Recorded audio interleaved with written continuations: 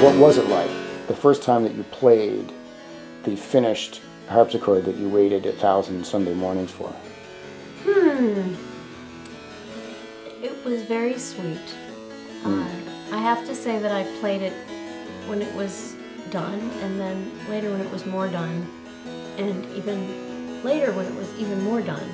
In other words, there was a point at which it was playing but not decorated. Right. And then playing but not really finished voice and so forth. But the whole experience, it took a while to really sink in that this had actually happened. And I really had this beautiful, beautiful instrument of my own after all these years. What inspired you to build this? Well, I can hardly stand to buy anything that I can make myself. And so when Francie needed this kind of harpsichord, we have two others, but they're not this kind. They're not two manuals. They're not French. They don't play the kind of music that this instrument will play well. So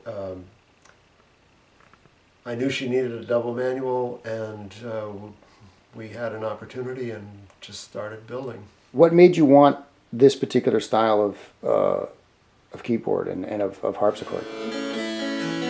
That's a good question.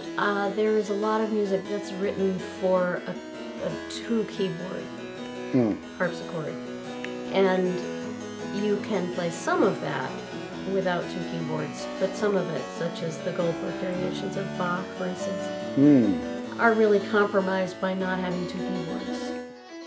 This also has a particular kind of sound, as does any instrument for which any composer writes.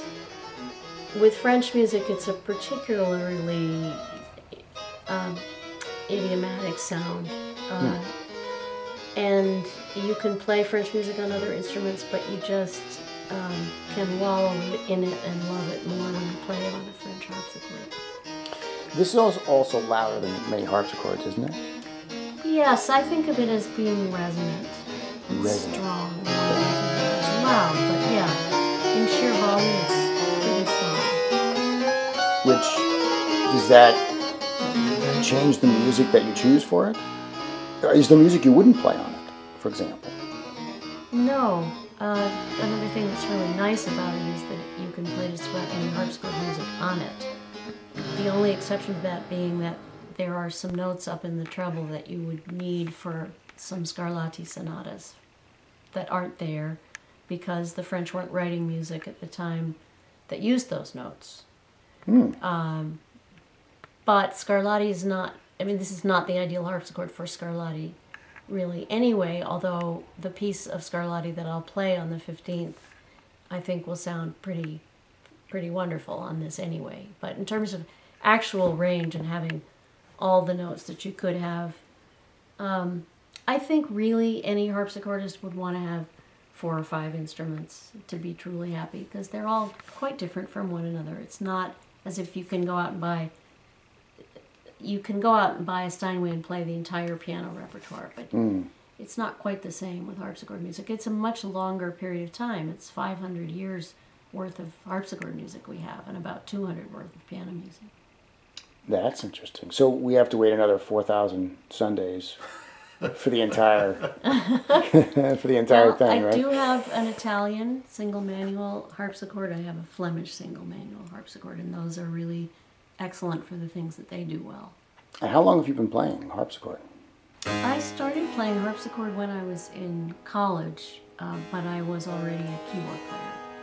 I started studying before I can remember. My mother was a piano teacher. So I started early, very early.